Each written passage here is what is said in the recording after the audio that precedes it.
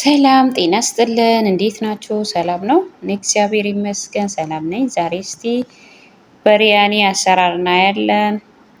በመጀመሪያ ዘይቴን አግዬ ሽንኩርት ስላይስ ከትፌ ጨምሬበታለሁ። ከዛም በመቀጠል እያበሰልን እንቀጥላለን ማለት ነው።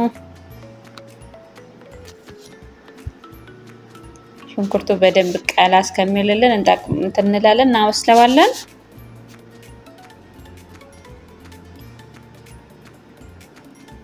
በዚህ መልኩ እያበሰልን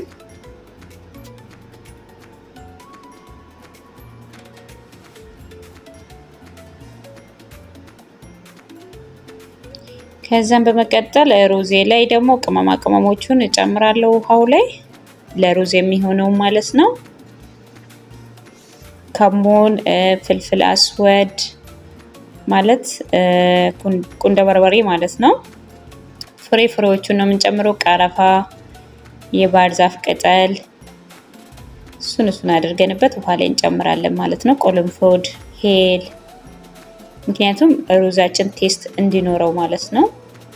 ለበሪያኒ ስለሆነ እሱ ላይ ጨምረን አንድ ላይ እስከሚፈላልን እዚህ ጋር ደግሞ ወደ ሽንኩርቱ ተመልሰን እናማስላለን። ዝንጅብልና ነጭ ሽንኩርት የተወቀጠ ጨመርኩበት። ከዛን እያማሰልን እንቀጥላለን።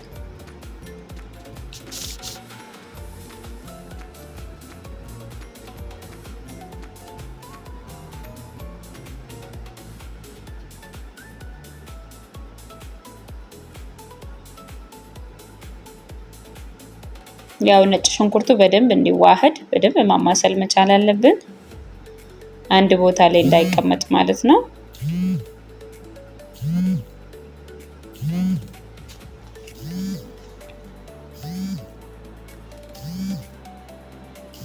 ከዛን ዘባዲ ወይም ደግሞ ሮብ እርጎ ማለት ነው። 4 ፍሬ ነው። ትንንሽዬዋ ናት፣ ትልልቅ አይደለም።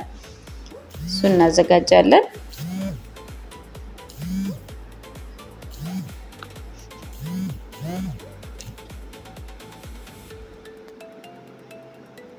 በመቀጠል ቲማቲም፣ የተከተፈ ቲማቲም እንጨምርበታለን።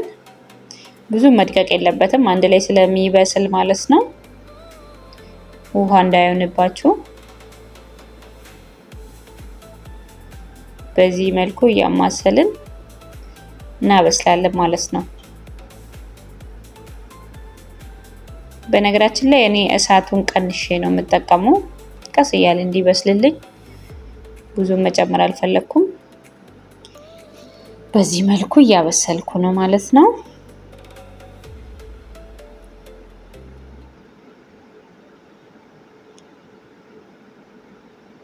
ሽንኩርትም ጠብሳችሁም ትችላላችሁ። እዚህ ጋር ደግሞ የበሪያኒ ብዛር 2 ማጂ አድርጌበት አንድ ላይ አማስላለሁ ማለት ነው።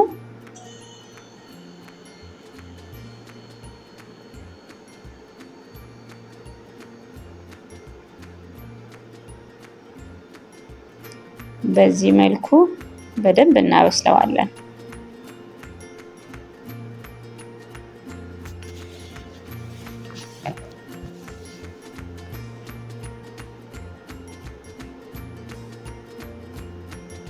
ከዛም በመቀጠል የተከተፈ ዶሮ ማለትም የተበለተ እሱን እኔ አፍልቼዋለሁ ትንሽ፣ ምክንያቱም ሽታ እንዳይኖረው ማለት ነው። ገንፈል ነው ያደረኩት። በሪያኒ ላይ ደግሞ ያው ሽታ ስለሚያወጣው ከአጥንቱ የሚወጣው ደም ምናምን ይኖረዋልና እሱን በደንብ አድርጌ አገንፍዬ ውሃውን ደፍቼ ነው የጨመርኩበት። ከዛን ያሁኑን 4ቱን ሮቡን ወይ ደግሞ እርጎውን ጨመርኩበት ማለት ነው። ከዛን አንድ ላይ እናበስለዋለን። እናማስልና ትወዱታላችሁ። በጣም ነው የምጥመው በሪያኒ። በዚህ መልኩ እያማሰልን እንገኛለን ማለት ነው። ከጎን ሩዛችን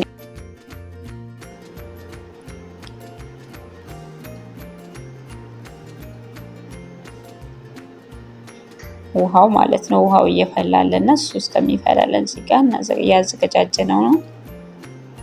ወደሚቀጥለው እንሻገራለን ማለት ነው። እንግዲህ እንዲሁ እያደረግን እየከደንን እናበስለዋለን። ዶሮም ደግሞ ያው በደንብ ስታማስሉ እንዳይወርቅባችሁ እንዳይለያይ ማለት ነው ከአጥንቱ ጋር።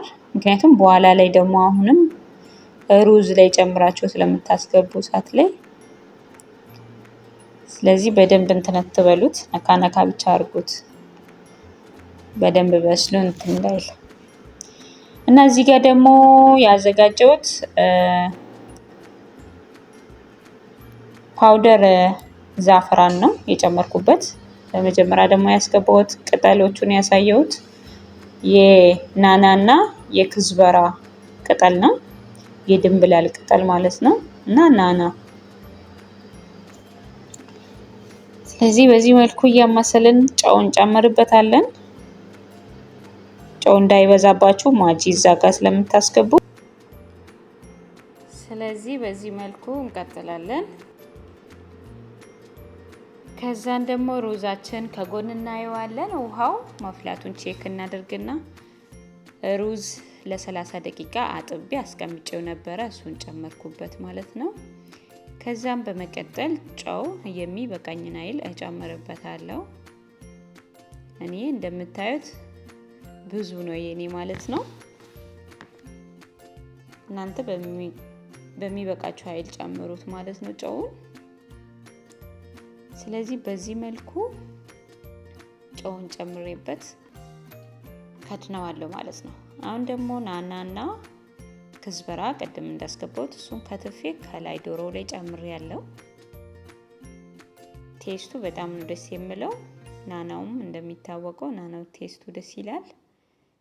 ክዝበራም እንደዛው አንድ ላይ እሱን ክትፍ አድርጌ ጨመርኩበት ማለት ነው። ስለዚህ ዶሮ ሳይረፍ በዚህ መልኩ አብስለን እንከድነዋለን ማለት ነው። ከዛ ሩዛችን ደግሞ በዚህ መልኩ እየበሰለልን ነው። ቼክ እናደርጋለን ጨውና መብሰሉን። ብዙም ሩዙ ግን እንዳይበስልባችሁ እና ሎሚ ጭማቂ ጨመርኩበት። ትንሽ አለመጨመርም ትችላላችሁ። እኛ ደግሞ ያው ሎሚ በጣም ስለሚወዱት እዚህ ቤት ለዛ ነው ሎሚ የጨመርኩበት። አለመጨመር ትችላላችሁ። ከዛም በመቀጠል ሩዛችን ቼክ እናድርግና እናጠነፍፈዋለን ማለት ነው። ከዛ አጠንፍፈነው ድስቱ ላይ ግማሹን ሩዝ እንጨምርበታለን፣ ግማሹ ላይ ደግሞ ዶሮውን እናስገባለን። ከዛም በመቀጠል ሩዝ ከላይ እናደርግበታለን ማለት ነው። ቅድም እንዳያችሁት የዛፍራን ፓውደር በውሃ በጥብጬ ሩዙ ላይ ከላይ እጨምርበታለሁ ከለር እንዲኖርልኝ ማለት ነው።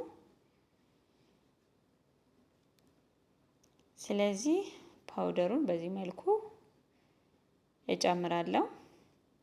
ከዛን ውሃን ጨምሬበት ከላይ ሩዙ ላይ እጨምራለሁ ማለት ነው።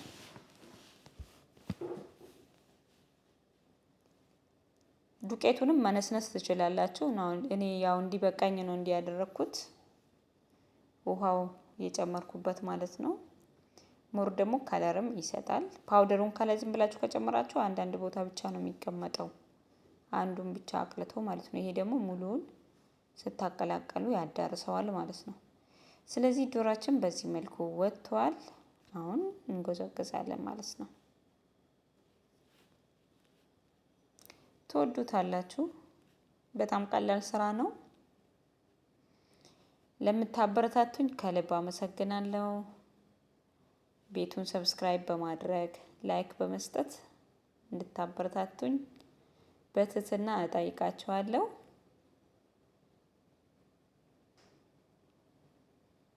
የደውል ምልክቷን በመጫን ቤተሰብ ሁኑ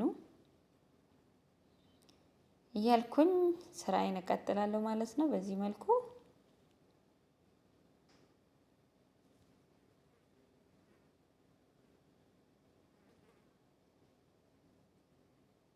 ከዛን ቅድም የተከተፈውን ከላይ ጣልጣል አደርግበታለሁ። አሁንም ቴስት እንዲሰጠው ከዛ ሩዛችን ከላይ ደግሞ እንጨምርበታለን። ከዛ እሳት ደግሞ ቀንሰ ነው እሳት ማለት ነው። ውሃው ጠፋፍ እስኪልልን ቅድም የበጠበጥኩት የቀነስኩት አሁን ከላይ ደግሞ ትንሽ ፈሰስ